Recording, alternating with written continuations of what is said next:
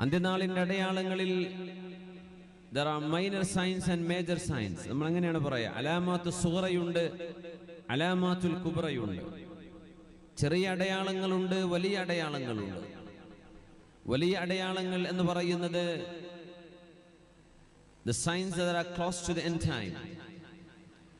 അല്ലാഹു സുബ്ഹാനഹു വ തആല അവൻ സംവിധാനിച്ച, ദൈവം തമ്പുരാൻ സംവിധാനിച്ച ഈ പ്രപഞ്ചഘടന ഇന്ന് നാം കാണുന്ന അവസ്ഥയിൽ നിന്ന് മാറുകയും മനുഷ്യന് മരണശേഷം പുനരുദ്ധാരണം എന്ന the day of resurrection, മരണാനന്തര ജീവിതമുണ്ട് എന്ന് വിശ്വസിക്കുന്നവരാണ് മുസ്ലിമീങ്ങൾ.